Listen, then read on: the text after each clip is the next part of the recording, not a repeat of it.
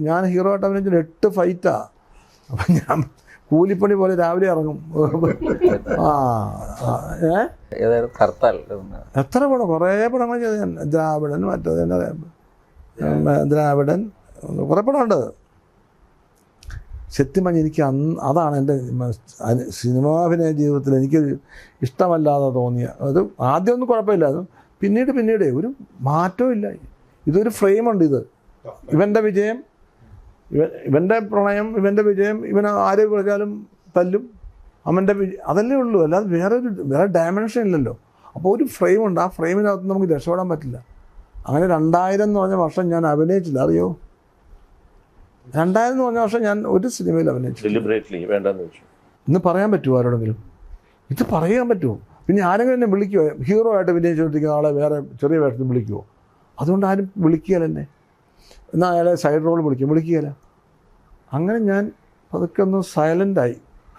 വലിയ ഹീറോ വേഷം പറഞ്ഞുകൊണ്ട് വരുന്നവരൊക്കെ ഞാൻ അത് എന്തെങ്കിലുമൊക്കെ പറഞ്ഞ് ഞാൻ ഒഴിയും. ഇല്ലെന്ന് പറയാൻ പറ്റുമോ? നമ്മുടെ സിനിമയല്ലേ, അയാൾ ജാടാന്നൊക്കെ പറഞ്ഞാൽ അങ്ങനെ പല ഇൻ്റർപ്രിട്ടേഷൻ ഉണ്ടാവുമല്ലോ അതിന്. അങ്ങനെയൊക്കെയോ മാറി വന്നതാണ് ഇപ്പോഴും ഇങ്ങനെ തുറന്നു പോകുന്നത്. അല്ലെങ്കിൽ ഞാനും ഒരു പഴയ ഒരു ഹീറോ ആയിട്ട് നിൽക്കണം. ഇതിൻ്റെ ഇടയ്ക്ക് ചില നല്ല കോമഡി സിനിമകൾ, മേലെപ്പറമ്പിൽ ആൺവീട്, അതുപോലെ രാംജി റാവു, അതിൻ്റെയൊക്കെ ഒരു ഇതൊന്ന് പറയാം.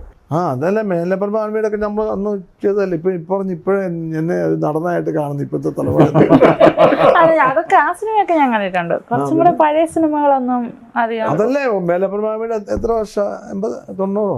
അല്ല, ഞാൻ കണ്ടിട്ടുള്ള സിനിമകളാണ്. അല്ലേ, 90ഒക്കെ ആയിരിക്കും. അല്ല, അതൊക്കെ പക്ഷെ ഒരു മെയിൻ അല്ലെങ്കിൽ ഒരു സെൻട്രൽ ക്യാരക്ടറായിട്ട് ഇപ്പൊ കൃഷ്ണൻ അങ്ങനത്തെ, അല്ലെങ്കിൽ കണ്ണൂർ സ്ക്വാഡ് ആണെങ്കിലും നല്ല പോലീസ് ഓഫീസർ അങ്ങനെയൊക്കെ ഉണ്ടായിരുന്നു. പോലീസ് ഓഫീസൊക്കെ ചെയ്ത് സോൾട്ട് ആൻഡ് പെപ്പർ, ഇഷ്ടമുള്ള കേട്ടാണ്. ഭയങ്കര രസം. അതൊരു ഒന്നാമത്തെ കാര്യം, എനിക്ക് എൻ്റെ ജീവിതത്തിൽ ഏറ്റവും പ്രണയം ഉണ്ടല്ലോ, പ്രണയം എനിക്ക് അഭിനയിക്കാൻ ഇഷ്ടമില്ലാത്ത സംഭവം എന്ന് വെച്ചാൽ എൻ്റെ പ്രണയം ഇങ്ങനെ അല്ല. അല്ലെ സിനിമയിലെ പ്രണയമല്ലേ, എൻ്റെ ഗപ്പം ഇങ്ങനെ അല്ലെന്ന് ജഗതി പറയുന്ന പോലെയാ ഇത്. ഇപ്പം ഞാൻ കൊച്ചിലെ പോയി സിനിമ കാണുമ്പോഴത്തേക്കും നസീർ സാറിൻ്റെ ഒക്കെ പ്രണയമുണ്ടല്ലോ, ഇപ്പോൾ കൊണ്ട് എറിഞ്ഞു, അങ്ങനെയൊന്നും സംഭവം എനിക്കൊരിക്കലും ചിന്തിക്കാൻ പറ്റില്ല. അങ്ങനത്തെ ഒരു പിന്നെ മരം ചുറ്റി ഓട്ടം അതൊന്നും പറ്റുകയില്ല.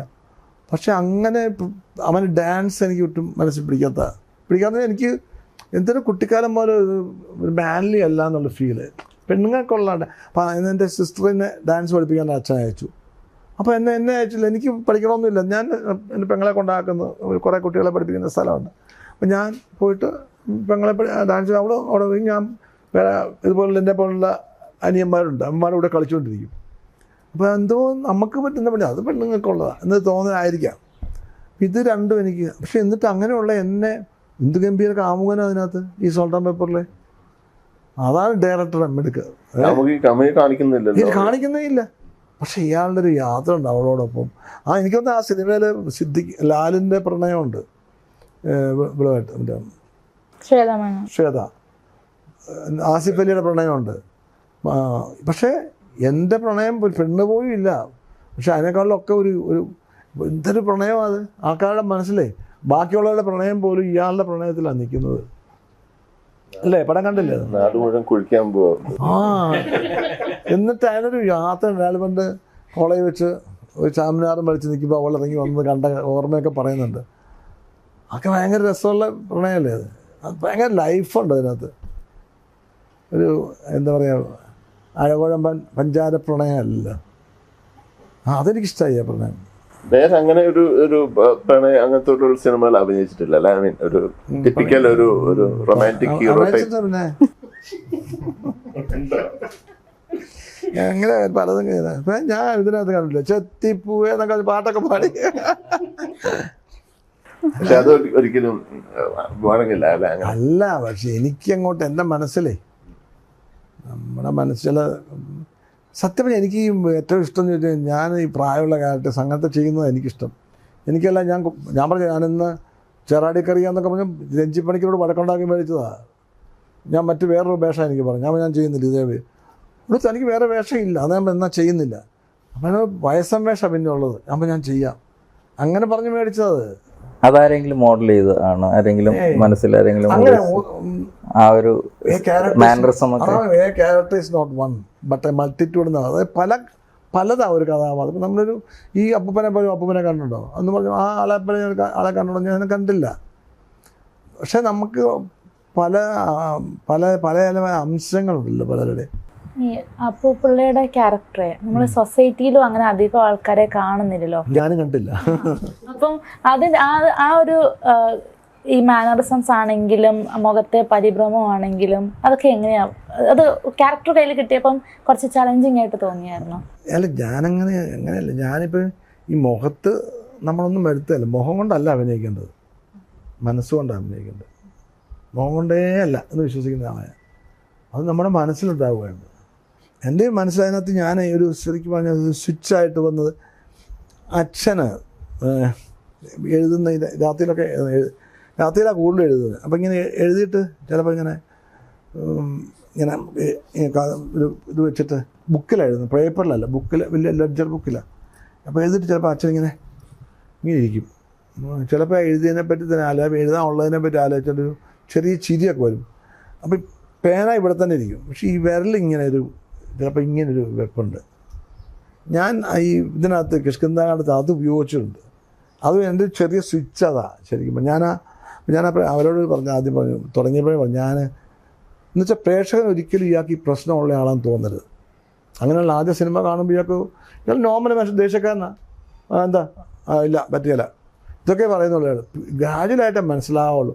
അപ്പം പ്രകടമായിട്ടൊന്നും തോന്നരുത്. ഞാൻ കണ്ടിട്ടുണ്ട് ഈ ഒരു പയ്യനെ കണ്ടത് ഇങ്ങനെ ഒരു പയ്യനെ എപ്പോഴും ഇങ്ങനെ ഇരിക്കുന്ന പയ്യനെ കണ്ടിട്ടുണ്ട്. അവന് ഓർമ്മ പ്രശ്നമുള്ള പയ്യനാണ്, എപ്പോഴും ഇങ്ങനെ വെച്ചിട്ടുണ്ട്. അവന് ഒരു വല്യമ്മയാണ് കണ്ടു. ആ വല്യമ്മ ഇങ്ങനെയൊക്കെ വല്യമ്മ അത്. പക്ഷെ അതൊന്നും നമുക്ക് പറ്റുകയില്ല. അപ്പം ഞാൻ ഇത് പെട്ടെന്ന് എനിക്ക് ഇയാൾ ചുമ്മാ ഇരിക്കുമ്പോൾ തന്നെ വർത്തമാനം വന്നുകൊണ്ടിരിക്കും, പ്രേക്ഷകർ ശ്രദ്ധിക്കുകയില്ല. ഇത് കുറച്ച് കൂടിക്കൂടി വരുമ്പോഴേക്ക് പരിഭ്രമം കൂടിക്കൂടി വരുമ്പോഴത്തേക്കും ഈ വിരലുകൾ മാറും, ഈ വിരലിനകത്തോട്ടാകും. പിന്നെ അതൊക്കെ കുറച്ച് കൂടി കയ്യിലേക്കാകും. ശ്വാസോച്ഛ്വാസം ഈ അയാൾക്ക് പരിഭ്രമമാകും. ആ പരിഭ്രമം കയ്യിലേക്കും ഒക്കെ ഇത് ചെയ്യുക, അത് കാലിലോട്ട് വരും. ആണ് കാലിലൊക്കെ ഇത് വരുന്നത്. പിന്നെ അയാളുടെ കൺട്രോൾ പോവുക. അതാണ് സ്പിൻറ്റർ മതി ലൂസായി പോകുന്നതാണ് മൂത്രം പോകുന്നത്. അപ്പോൾ അത് വരെ നമുക്ക് ഏകദേശം നമ്മൾ ഇവിടം മുതൽ എവിടം വരെ എത്തുന്നു അത് ആ ഒരു ഗ്രാഫൊക്കെ ചിന്തിക്കും. അത് നമുക്ക് സമയം എന്തെങ്കിലും ഇതായിരിക്കും, ഇതുകൊണ്ടായിരിക്കും, അതൊക്കെ ഭാഗ്യം അങ്ങനെ തോന്നുന്നത് എന്നുള്ളതാണ്. പിന്നെ ചിലപ്പോൾ നമ്മൾ ചില സീനൊക്കെ അഭിനയിച്ചിട്ട് പെട്ടെന്ന് നമുക്ക് അന്നേരം ആരോടും പറഞ്ഞിട്ടൊന്നും അന്നേരം നമുക്ക് തോന്നുന്ന ചില കാര്യങ്ങളുണ്ട്. അന്നേരം അത് നമുക്ക് ആ കഥാപാത്രത്തിന് പറ്റുന്ന സംഭവം കൂടി ആകണം. 40 വർഷത്തെ കരിയറിന് ശേഷം കഴിഞ്ഞ വർഷമല്ലേ ഒരു സ്റ്റേറ്റ് അവാർഡ് വരുന്നത്. എന്താണ് അപ്പൊ തോന്നി ഇത്രയും കാലങ്ങൾക്ക് ശേഷം, ഇത്രയും കഥാപാത്രങ്ങൾ ചെയ്തതിന് ശേഷം? എല്ലാവരും തോന്നിയില്ല.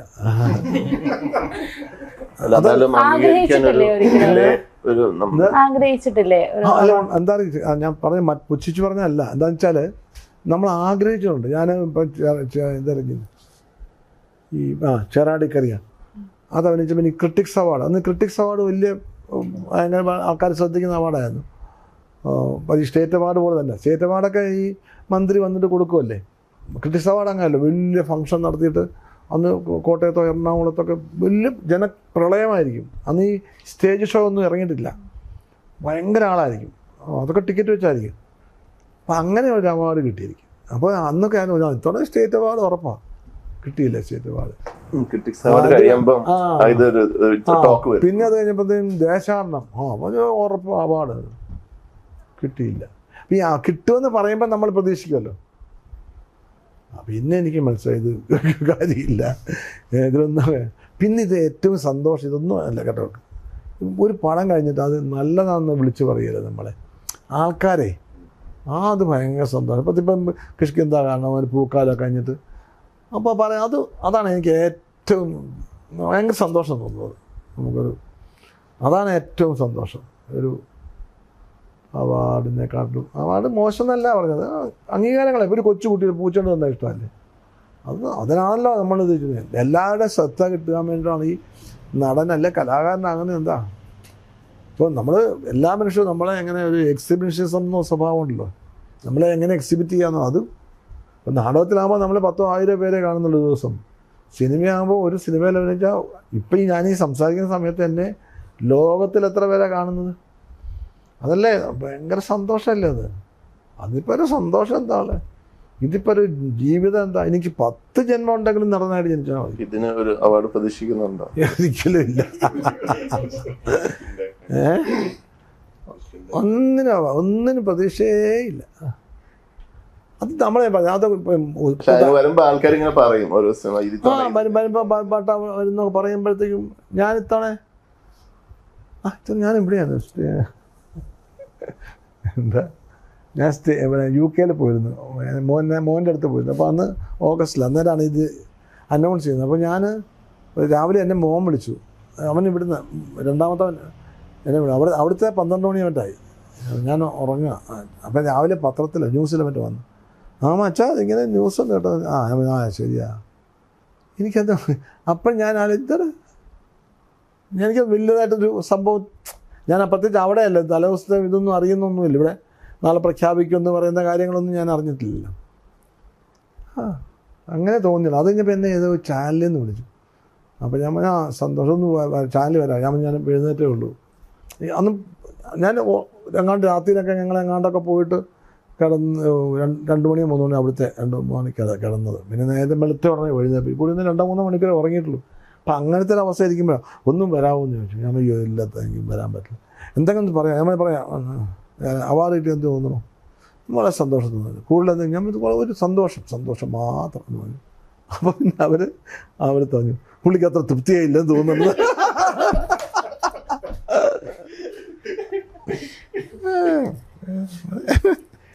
തൃപ്തിക്കുറവുണ്ടായിട്ടില്ല, ഞാൻ ഉറക്കപ്പിച്ചെന്നിരിക്കുക.